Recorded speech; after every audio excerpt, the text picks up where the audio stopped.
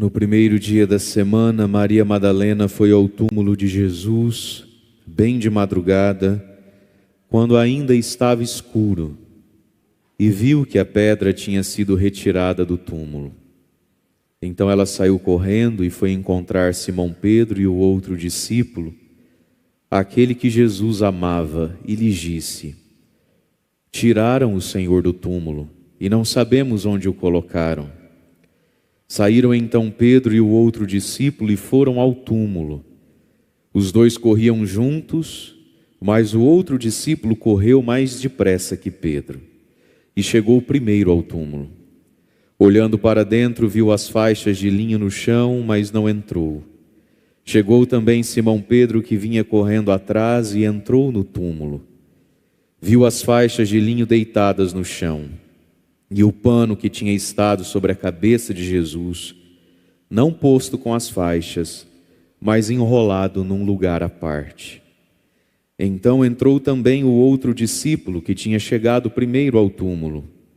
Ele viu e acreditou. De fato, eles ainda não tinham compreendido a Escritura segundo a qual ele devia ressuscitar dos mortos. Palavra da salvação. Glória a vós, Senhor.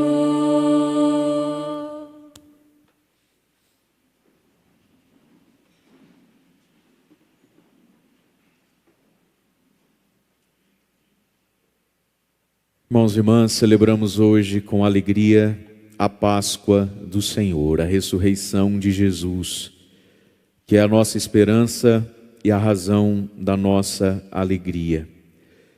E nós celebramos hoje o testemunho da igreja, nesses 20 séculos, homens e mulheres que experimentaram Jesus ressuscitado em suas vidas. E nós temos essa ressurreição de Jesus narrada pela liturgia. Nós esperamos como que uma ressurreição final, a vinda gloriosa do Senhor um dia também.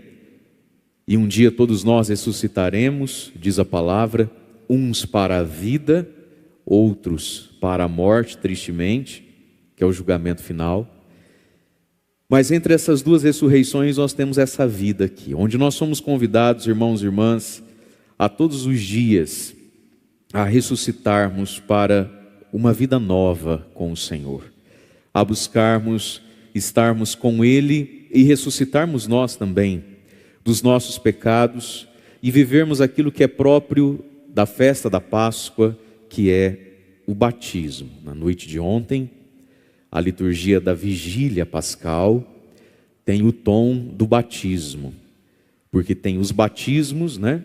Mas mesmo que não tenha o batismo, é a celebração na qual se faz a bênção da água e a aspersão da água sobre todos os que participam. Nós estamos nessa nossa situação aí de pandemia, de não poder colocar todo mundo que cabe nos lugares, mas o padre precisa dizer isso.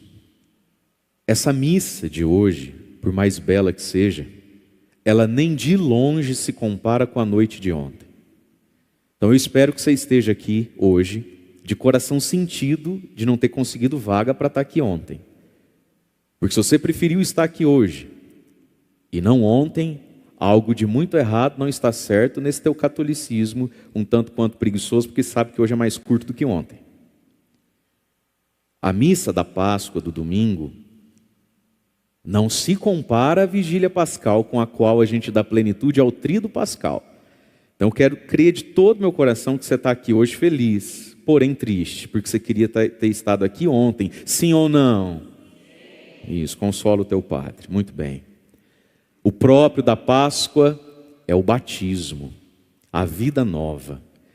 E aí então na liturgia do domingo, que já não tem mais o batismo, nós escutamos essas palavras que nos ajudam a compreender a vivência do nosso batismo. Essa caminhada cristã que a gente tem ao longo da vida. E aí tem coisas importantes para nós. O batismo nos leva para o altar, para a Eucaristia. Por isso, primeira leitura de hoje, esse anúncio alegre que São Pedro faz ao longo dessa semana agora que vamos entrar na oitava da Páscoa, até o domingo da Misericórdia. Sempre a primeira leitura das missas é um trecho de Atos dos Apóstolos e sempre vai girar em torno de Pedro. Pedro como que a grande testemunha da ressurreição, aquele que dá credibilidade à fé de todos, porque ele é o líder, ele é a rocha, ele é o príncipe dos apóstolos, porque Jesus assim o quis.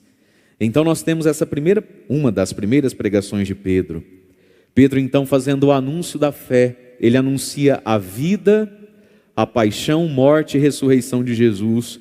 Quando ele resume tudo aqui, nesse discurso que ele está fazendo: irmãos, vós sabeis o que aconteceu em toda a Judéia, começando pela Galileia, depois do batismo pregado por João. E aqui começa a vida pública de Jesus, é a manifestação do poder do Espírito Santo em Jesus, a partir do batismo de João.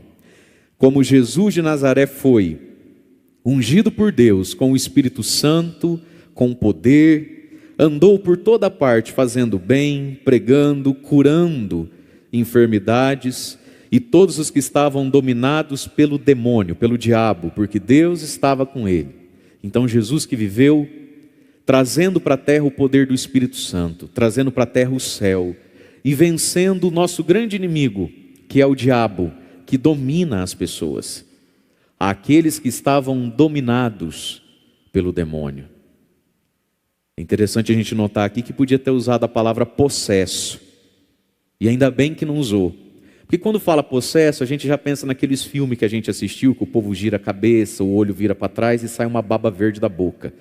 Aquilo também é o diabo. Mas São Pedro, na sua sabedoria de pastor, está dizendo que Jesus libertou aqueles que estavam dominados. Meu irmãozinho, tem muita gente que vai para o inferno, e que se a gente hoje mandar beijar a cruz ou jogar água benta, infelizmente não sai fumaça. E se saísse, quem sabe a pessoa acordava. Ela falava: ah, meu Deus, Satanás está em mim. Eu estou amigo do capeta, ó, a água benta relou, saiu fumaça. Eu cheguei perto da cruz, senti um embrulho no estômago. E é importante que a gente saiba, meus irmãos, que o demônio não gosta. O demônio não gosta da possessão. Ele gosta da tentação. Porque quando ele revira olho, espuma verde, para você chama o exorcismo, o exorcista faz o exorcismo. Às vezes é longo, mas sempre dá certo, né? E a pessoa acorda para a vida e fala: nossa, como é que eu fui parar nessa? Mas é importante a gente saber, o demônio não gosta das possessões, ele gosta da tentação. Por isso São Pedro diz: os que estavam dominados pelo diabo e que foram libertos por Jesus, quando aceitaram as palavras de Jesus e mudaram o seu jeito de viver, porque oxalá todos nós dos que vamos, ou os dos que vão para o inferno, antes de ir para o inferno, soltassem fumaça ao toque da água benta, revirassem o estômago ao olhar para uma cruz e sentissem uns calafrios ao olhar para uma imagem da Virgem Maria. Aí ficava tudo muito claro. Mas o demônio, ele é muito sutil e domina o ser humano. Mas Cristo veio nos libertar da dominação desse espírito maligno que vai se enredando, igual jiboia. Esses dias numa homilia eu falava que se eu tivesse escrito a Bíblia, na hora de escrever a história da tentação para explicar Satanás, eu não usava que o diabo é serpente. Porque eu acho que a grande maioria de nós, quando vê uma serpente, Deus o livre, bicho nojento, peçonhento, repugnante. Aí ela faz assim com a linha, você fala: você é doido. Eu teria escrito a Bíblia diferente. Eu teria escrito o demônio como uma jiboia. Não é interessante a jiboia, gente? Você não acha interessante? Como é que ela consegue comer uma vaca? Ou melhor, como é que uma vaca, se deixa ser morta por uma jiboia? Já parou para pensar nisso? Como é que pode um negócio desse? Uns bichos grandes, muito forte, muito rápido. Como é que eles conseguem ser mortos por uma jiboia? É que a jiboia vai abraçando de pouquinho. E a jiboia é fofucha. Você já viu jiboia, né? Pelo menos em vídeo. Ela é fofucha, então ela vai passando assim nas perninhas do boi. E vai chegando, assim, vai parecer um travesseiro. Igual essa cadeira. Igual essa cadeira. Vou dar 3 segundos para você sentar direito. Vamos lá? Vamos lá? Ó, o Satanás está abraçando gente aqui, hein? Cuidado, hein? 1, 2, 3, pá! Acorda, senta direito. Isso. A jiboia, ela vai passando na perninha da vaca assim, filho. Ela é fofucha, ela é meio quentinha. Quando você vê, você não sai mais. O Evangelho nos liberta do demônio, que vai nos abraçando, enredando a nossa vida, e aí quando a vaca percebe, ela já foi para o brejo. Não adianta mais sair, que a jiboia já abraçou, imobilizou e já está esmigalhando os ossos dela. Cristo passou libertando pela palavra, pelos seus exorcismos. Por quê? Porque Deus estava com ele. E aí Pedro vai dizer, e nós somos testemunhas disso, de um Cristo libertador, de um Cristo que tirou a eles, os discípulos, da força, do poder da jiboia, do maligno. E aí ele vai dizer, somos testemunhas de tudo que Jesus fez na terra dos judeus, além em Jerusalém. Somos testemunhas que o mataram e o pregaram na cruz, mas também somos testemunhas de que Deus o ressuscitou no terceiro dia. E aqui tem algo de muito importante, meus irmãos. Olha o que São Pedro vai dizer. E Deus concedeu que ele se manifestasse ressuscitado, que é o que nós vamos ouvir agora em todos esses domingos, até Pentecostes, as aparições do ressuscitado, que vai ressuscitando o coração dos seus discípulos, a fé, o ânimo e a compreensão também. Quando a gente fala de ressurreição, para nós é meio fácil falar, porque afinal de contas a igreja tem 20 séculos, é tão óbvio que Jesus ressuscitou. Mas você pensa, você está vivendo aquilo, nunca isso tinha acontecido. Os discípulos por muito tempo ficaram perdidos e mortos, desanimados. Essa pregação de Pedro aqui é depois do Pentecostes. Então Jesus passa ressuscitando os discípulos, aí ele vai dizer, Deus concedeu que ele se manifestasse a testemunhas. Quem são as testemunhas? E aqui tem algo muito importante. Para todo aquele que quer ser testemunha da ressurreição, experienciar em si a ressurreição, ter a força da ressurreição nessa vida. Olha o que diz Pedro. Manifestando-se não a todo o povo, mas as testemunhas que Deus havia escolhido, nós que, presta atenção nisso aqui, nós que comemos e bebemos com Jesus, depois que ele ressuscitou dos mortos. Então nós vamos ver alguns evangelhos, como o evangelho dos discípulos de Emaús, que caminham o dia inteiro com Jesus, até que Jesus pega o pão, abençoa, reparte, e eles, quando Jesus parte o pão, os olhos se abrem. Jesus à beira da praia, na madrugada, Pedro não reconhece que é Jesus, aí Jesus joga a rede do outro lado. Quando chega na praia, o que Jesus tinha? Uma fogueirinha para o peixe e pão. E Jesus pega o pão, abençoa o pão, reparte o pão, eles comem do pão. É o Senhor. Presta atenção no Padre. Olha o que São Pedro está dizendo. Quem é que é testemunha de Cristo de verdade? Quem comeu e come, bebeu e bebe com Jesus depois que Jesus ressuscitou. Significa a Eucaristia. E aqui está, meus irmãos e minhas irmãs, a Eucaristia é o sacramento da ressurreição. Quem não come, não bebe, ressuscitado não está. Quem comia e bebia, não come, não bebe, morreu. É simples assim. E a Eucaristia é o sacramento da ressurreição, porque às vezes para voltar a comungar, você precisa reativar o seu batismo. Qual é o sacramento que reativa o batismo? Batismo que é o sacramento do perdão dos pecados. Eu falava isso na homilia de ontem à noite. Pela água do batismo, pela água da aspersão, o pecado morre. Batismo significa afogamento. Na água do batismo, o pecado é afogado, só que nós continuamos vivos. O pecado morre, mas o pecador continua vivo. Qual é o sacramento que Jesus deixou para reativar, ressuscitar o seu batismo? O sacramento da confissão.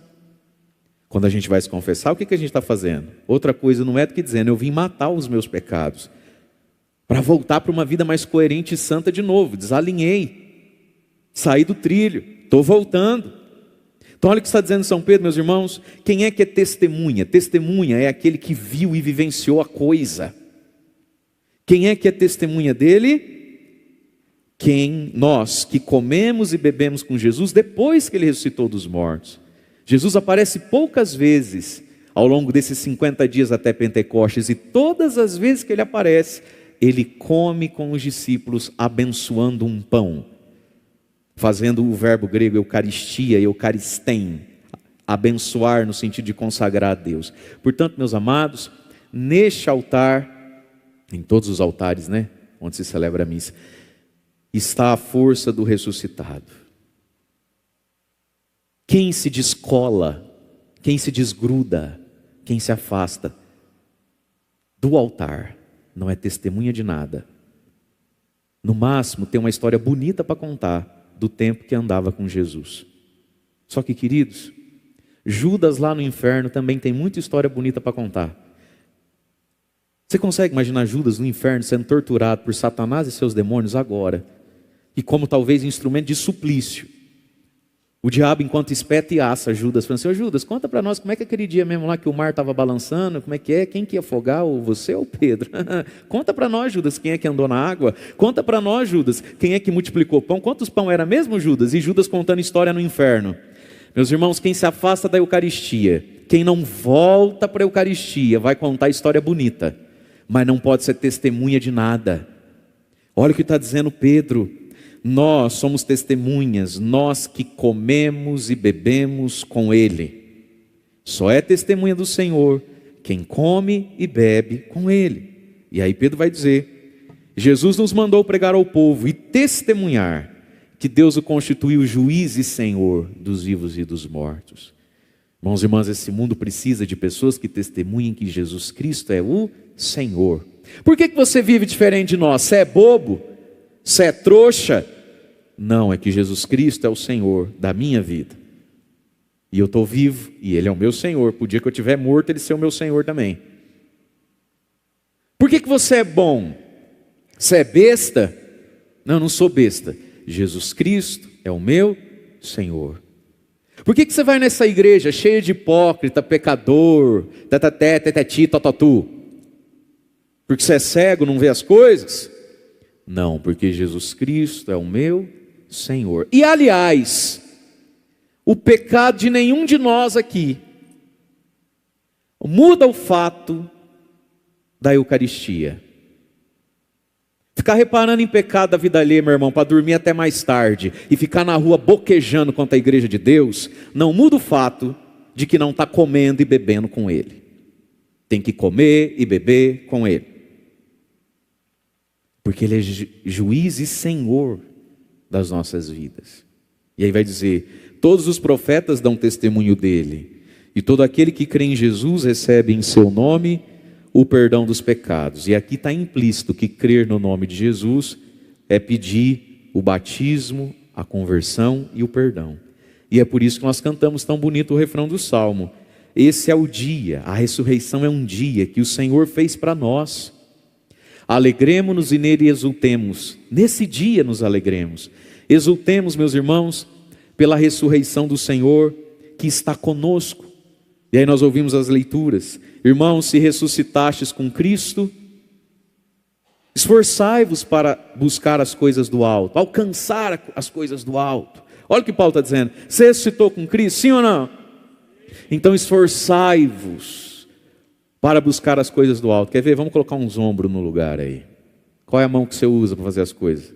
Uns são canhoteiros, usa a esquerda. Nós usa a direita. A mão que a senhora usa, por favor. Todo mundo, com o padre. Esforçai-vos, estica até estalar, vai.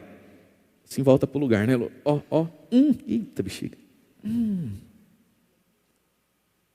Quando a gente faz assim e queima, dói. Tem gente que é muito...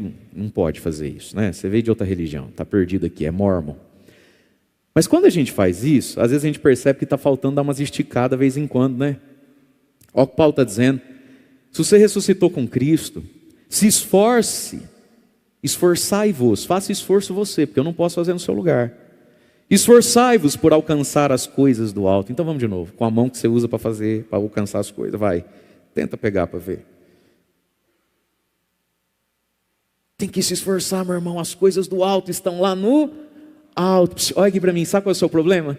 Olha para o padre, sabe qual é o seu problema? É que você quer ir para o céu, sabe como? Patinha de poodle. Patinha de poodle, chihuahua. Não, filho, tem que ser pitbull para entrar no céu. Você está entendendo?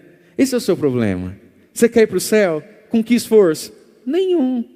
Erga a mão.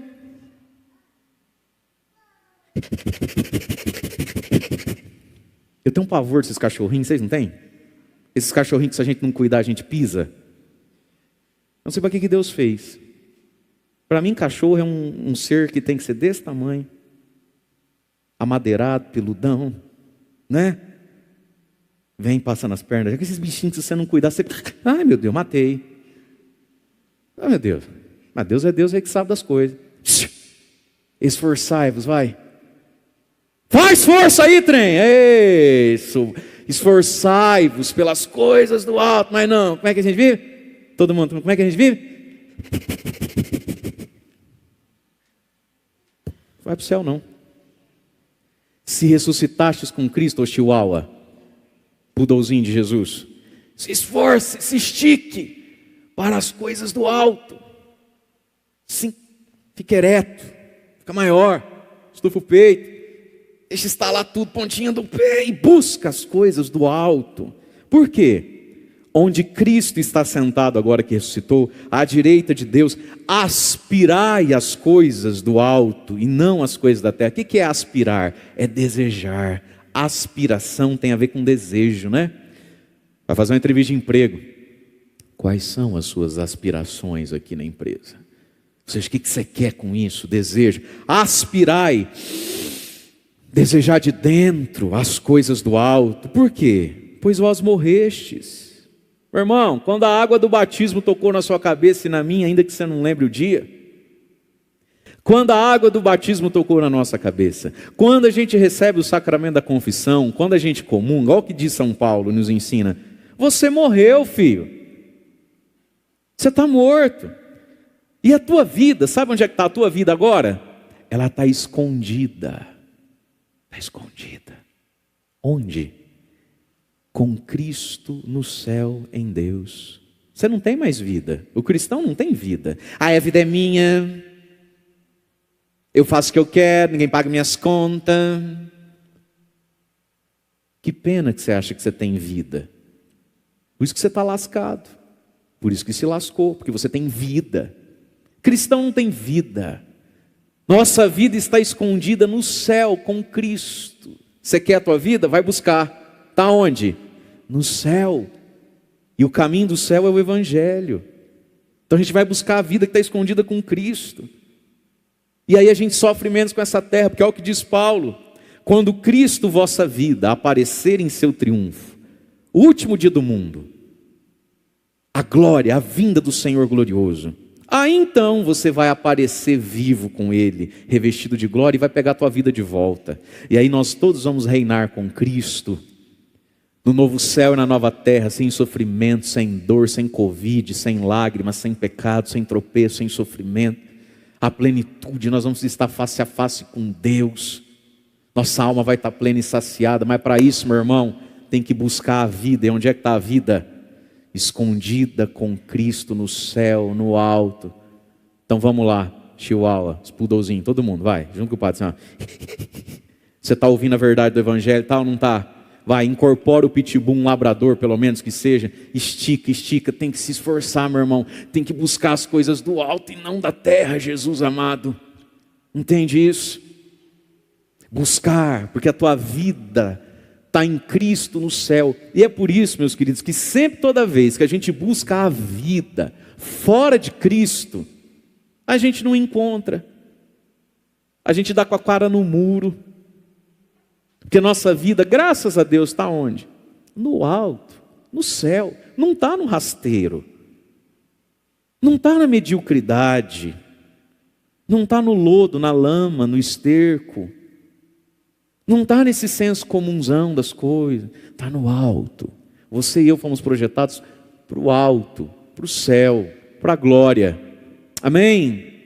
E aí nós ouvimos o Evangelho de hoje, tão bonito, o que São João vai narrar, essa Maria Madalena, que mulher extraordinária, gente. Diz lá que muito cedinho ela vai ao túmulo de Jesus. Fazer o quê? Pedir uma cura? Não, Jesus está morto. No coração dela, Jesus está morto. Ela não foi lá ver Jesus ressuscitado, tadinha. Ela não compreendia e no fundo talvez nem esperasse. Acho que ela nem estava lembrando que Jesus falou que ia ressuscitar. E se tivesse, ela não sabia o que era isso. Mas ela vai antes do sol nascer, lá no túmulo. Por quê? Porque Jesus foi enterrado meio que às pressas, de qualquer jeito. E ela e as outras mulheres, hoje vai falar só dela esse evangelho, não se conformou direito que o corpo de Jesus tenha sido enterrado assim, às pressas, sem as honras de um velório que os judeus podiam dar uns aos outros. Então ela vai ao túmulo, tentando, sei lá, abrir o túmulo, terminar de lavar o corpo de Jesus, coisa desse tipo. E ela vai lá, gente, chorar de amor. Ela vai lá amar Jesus. Na cabecinha dela, meus queridos, Jesus está morto, moído, desfigurado como estava na cruz. Mas ela ama Jesus de graça. Ela não foi lá pedir cura, milagre, emprego, libertação, bênção. Nada. Ela foi lá por amor. A gratuidade da fé. A gente tem que ser capaz de vir na igreja para não pedir nada. Eu sempre falo isso porque isso me marcou. Acho que há uns 7, 8 anos atrás, foi logo quando eu cheguei aqui, teve aquelas santas missões populares na diocese. Eu me lembro até hoje como 2 ou 3 pessoas voltaram para mim com os olhos esbugalhados, não sabia se chorava, não sabia se ria, que visitando uma casa, fizeram a bênção da casa, a mulher tão de igreja, o homem não sabe fazer o sinal da cruz. A última vez que foi na igreja foi de casou, na marra, enfim. Você foi assim, e o pessoal tentando, né, achar uma brecha no coração do homem, falou assim, nossa, seu fulano, sua família é tão bonita. Aí aqueles homens orgulhosão que coopera com muito pouco, é a mulher que aguenta tudo. Ela reza, ela educa, ela vai, ela faz tudo, e está lá, né? Aí se acha os, né, e faz assim, graças a Deus, aí nossa família é uma bênção mesmo, graças a Deus, porque a tua mulher é uma santa, né? Se faz de cega, surda e muda para não te matar. Então, graças a Deus. Aí a pessoa, né, fala assim, então, seu fulano, quem sabe o senhor ir numa missa de vez em quando, né? Para estar na graça de Deus, tal. Eu falei, não, graças a Deus. Ele quis dizer assim, que ele não vem na igreja, porque está tudo bem, ele não tem nada para pedir. Aí todo mundo ficou assim. E aí voltaram, me contaram, não sabia se ria, se chorava, né? O senhor quase não vai na igreja? Não, eu não vou não, graças a Deus está tudo bem. Ó a cabeça do sujeito, graças a Deus está tudo bem, eu não vou na igreja, porque graças a Deus está tudo bem. Ou seja, todo mundo que está aqui é louco, é desvairado, todo mundo que está aqui está arrebentado na vida, né? E aí vieram me contar assim, falaram, Pai do céu, e aí a gente aproveitou para conversar isso. A gente consegue vir de graça? A gente consegue vir para doar, porque eles levavam perfumes, eles iam gastar tempo e dinheiro com Jesus, morto. A gente consegue rezar de graça, a gente consegue trazer a Deus os nossos dons, gastar até dinheiro que seja com Deus. A gratuidade dessa mulher, meus irmãos. Chega lá, ainda escuro, a pessoa que busca Deus, mesmo estando escuro. Você vai deixar para arrumar a tua vida quando? Quando o sol nascer? Talvez não nasça. No escuro ela correu, no escuro ela buscou. E você sabe que mulher é um trem bom de ter medo do escuro, né? Geralmente. Não tem umas mulheres cheias de medo? Medo de barata, medo de quê? Medo do escuro. Ela correu, ela foi buscar Jesus no escuro. Significa a gente atravessar as nossas noites escuras também, as nossas tempestades. Encontrar dentro de nós alguma coragem para encontrar Deus, alguma velocidade para encontrar Deus. E quando chega lá então o túmulo vazio, ela vai correndo contar para Pedro e João, o outro discípulo que Jesus amava, é sempre São João. E aí então o que ela conta? Tiraram o Senhor do túmulo e não sabemos onde o colocaram. Então Pedro e o outro, que é João, e João é bem mais jovem que Pedro, sai correndo, não para tomar água, vai no túmulo de Jesus, para ver o fato. Acontece que São João corre mais rápido, diz o evangelho aqui. Mais moço, né? São João devia ter 18, 20 anos aqui, por aí. Pedro é possível que fosse mais velho que Jesus. Então vamos pensar que São Pedro é um quarentão, tem aquela barriguinha, né? Já tem as entradas aqui, calma aqui. Pescador a vida inteira, naquele tempo as pessoas eram muito castigadas, muito judiadas. Possivelmente São Pedro aos 40 anos já era um homem bem baqueadão. Então São João corre muito mais rápido que ele. E João chega primeiro, olha lá dentro. E o que eles veem? Nada. E tudo. Porque isso é a fé, meu irmão. Na fé você não vê nada. E quando não vê nada, vê tudo. Porque quem precisa ver tudo não vê nada. Se você tentar não dormir e me acompanhar, você vai entender que a fé é a experiência de, para quem não vê nada, vê tudo. Porque quem precisa ver tudo, não vê nada. Chegaram lá e não viram nada. O túmulo está vazio, cadê o corpo? Aí tem faixas de linho pelo chão, não é isso? Só que João, olha que lindo isso aqui. João chegou primeiro, viu, mas não entrou no túmulo. Que não é igual a esses nossos túmulos, né? Que a gente coloca no caixão e na terra. O túmulo deles e o túmulo de Jesus é escavado na rocha. Então você entra em pé, como que um cômodo, né? Você entra em pé, entra andando, agacha às vezes, mas entra. E ali tem uma bancada onde o corpo fica. João viu, mas não entrou. Ele espera Pedro chegar. Olha que lindo isso. Então eles veem os panos que estavam também sobre a cabeça de Jesus, não está junto com as faixas, está dobradinho num lugar, carinhos, né? Se Jesus tivesse sido roubado, o corpo dele tivesse sido roubado, meus irmãos, quem rouba corpo não dobra lençol. Leva com faixa e tudo, não é verdade? Deixaram as faixas, está ali dobradinho o que vestiu a cabeça dele, num canto separadinho. Aí então chega Pedro. Pedro é que entra e vê tudo isso. Só depois João entra. Para dizer o quê, meus queridos? Olha aqui para o padre. Às vezes a nossa fé, a gente tem essa experiência de João. A gente tem uma experiência muito única que faz a gente correr veloz. Só que a sua fé, para ter validade, precisa ser confirmada pelo mais velho, por Pedro. O problema das pessoas é querer inventar a roda. Esse é o problema. Esse João apressado, que desconsidera Pedro e vai entrando no túmulo, na vida, na fé, como se a igreja não existisse e como se o Pedro da minha vida, às vezes mais velho, mais lento do que eu, não soubesse das coisas. Olha o respeito de João, primeiro o mais velho. E não só porque mais velho, porque Pedro é a rocha. João, na noite da Santa Ceia, deitou no peito de Jesus, profundamente íntimo, mas ele não tem as chaves da igreja. A chave quem tem é Pedro. Então, querida, presta atenção no padre, vamos entender isso aqui. É engano e engano do cão. Essas experiências religiosas que nos desprendem da igreja e de Pedro, que nos desprendem da fé, e aí sai vivendo da própria emoção e velocidade. Olha o que São João nos ensina: Pedro precisa confirmar o que eu vi. Eu só tenho certeza do que creio se Pedro também crê. Quantas pessoas se perdem na vida porque querem basear a vida naquilo que estão descobrindo agora, na sua juventude e velocidade? Por isso que a gente precisa ouvir os mais velhos. Você entende isso? Por isso que na igreja, por exemplo, no sacerdócio, geralmente o bispo é sempre um vovozão já. Sempre um homem bem mais velho. Por quê? Porque ainda que talvez o mais velho não tenha a velocidade e o ímpeto do novo, de João, ele tem o discernimento, a fé, a prudência que o novo não tem. A gente precisa dos mais velhos.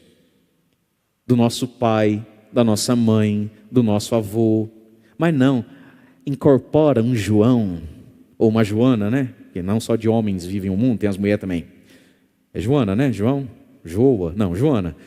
Aí incorpora uma Joana, incorpora um João e não precisa mais do Pedro.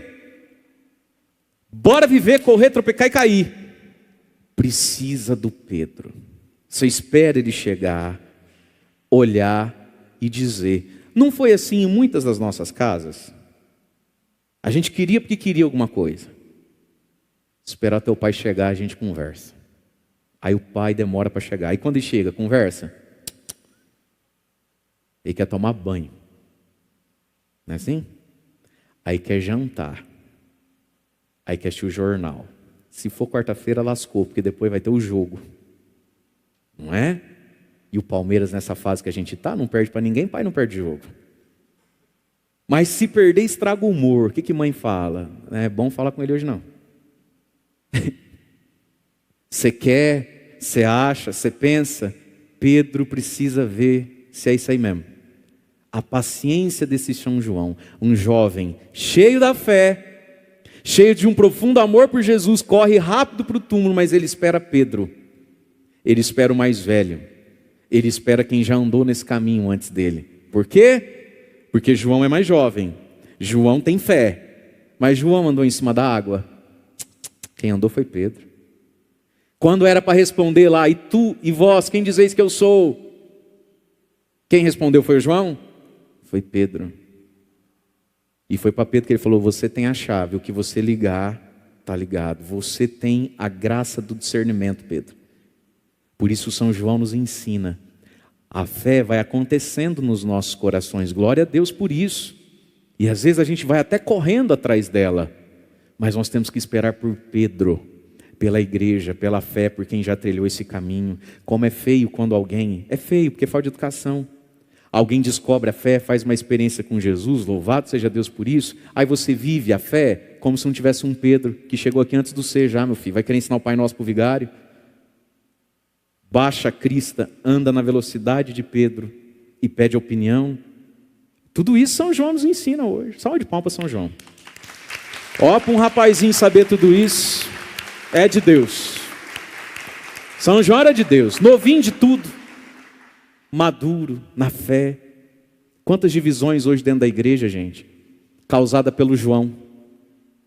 Que agora você lê um livro, agora você achou um youtuber, agora você achou um Instagram que te coloca em guerra com o Pedro, com o Papa, com o Pároco, com qualquer um. E agora você é um novo jeito de rezar a missa, você é um novo jeito de fazer as coisas, você é um novo jeito de...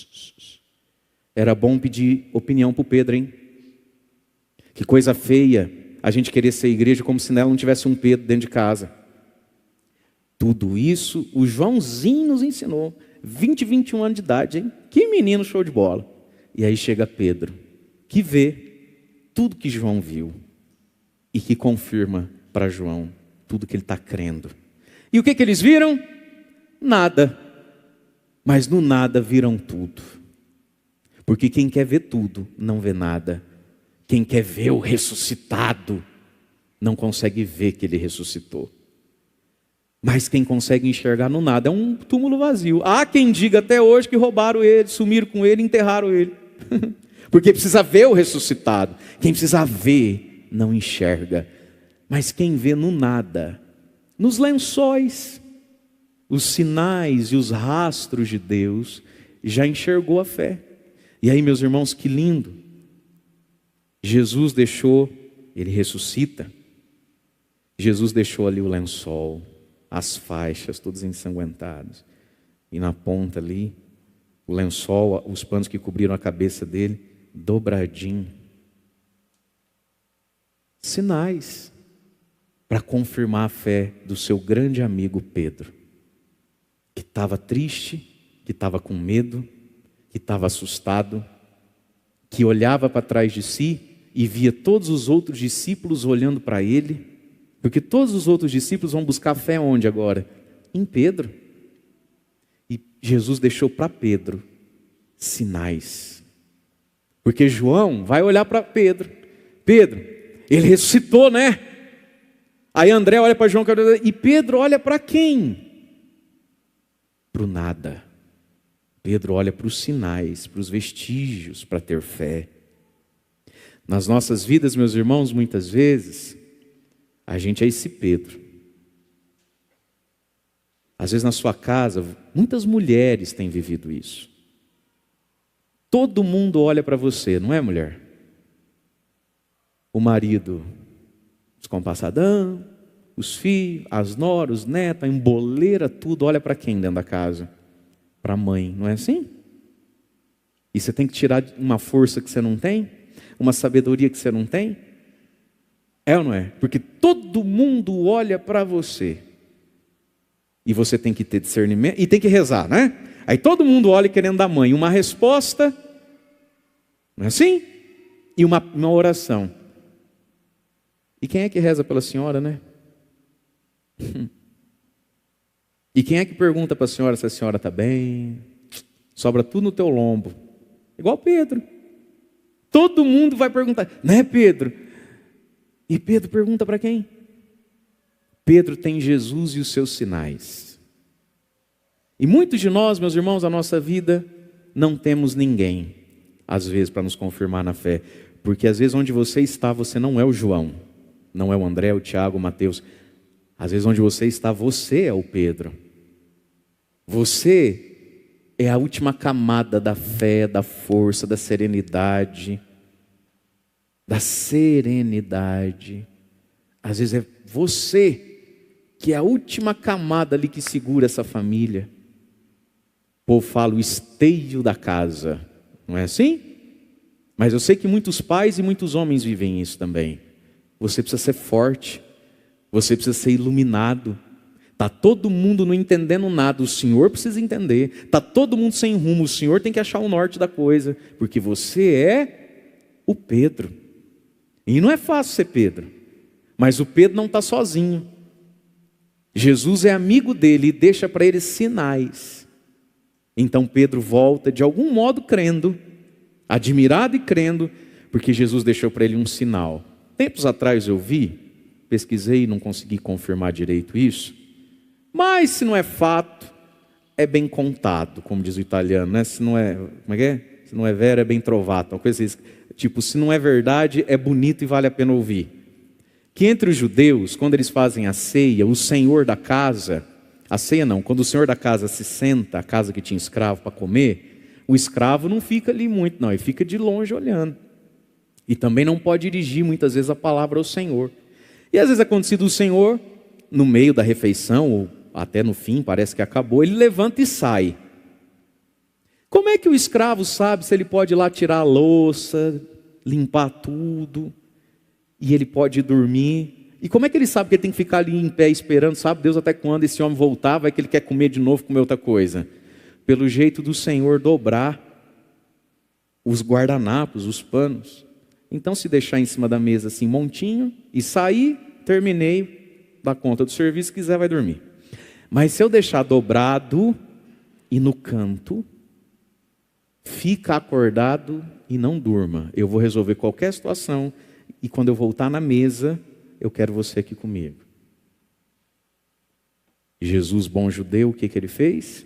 Quando ressuscita, dobra e coloca num canto. Para dizer o que para o seu amigo Pedro?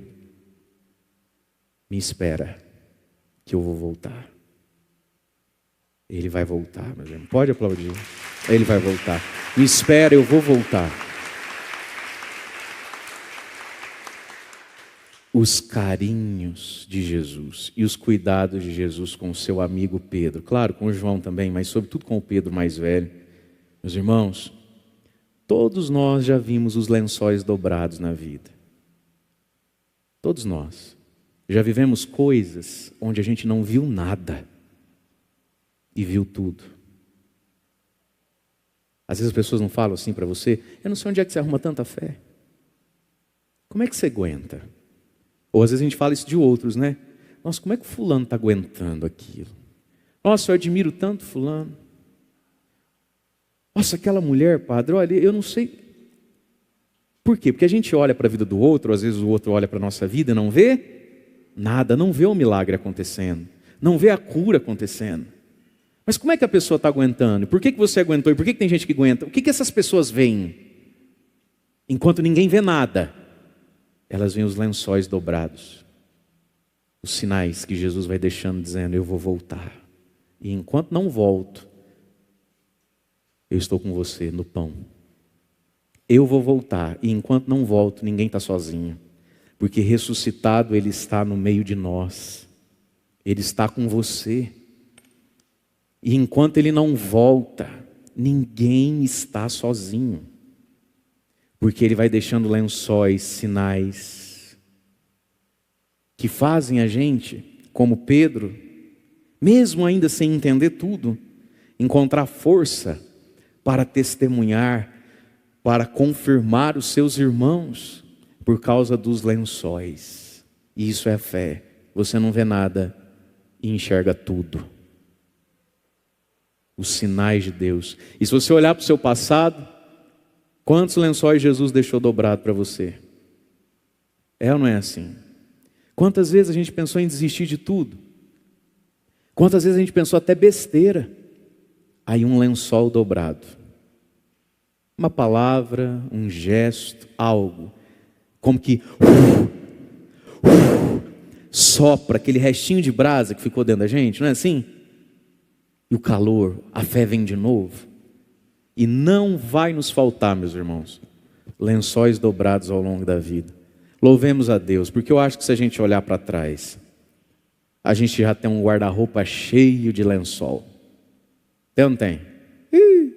Os mais velhos então, meu Deus do céu, quanto mais velho, mais lençol tem. Não é? E é por isso a nossa fé, não nos faltará lençóis ao longo do caminho. Não vai te faltar quando você não enxergar nada. Quando aquilo que você quiser enxergar, você não vê. Mas um lençol dobrado no canto, dizendo, eu vou voltar. E enquanto eu não voltar, você não está sozinho. E aí nesse lençol dobrado, os discípulos voltam. E sempre que eles voltam, nós vamos ouvir o evangelho essa semana. Os discípulos de Emaús vão reconhecer Jesus ao partir do pão. E aí diz que eles voltam correndo dizendo, nós vimos o Senhor. E aí eles vão dizer assim, é verdade, Pedro também viu. Viu nada, viu o lençol. Quando você vê os lençóis, quando nós virmos os lençóis, ao longo da nossa vida, meus irmãos, nos lembremos disso.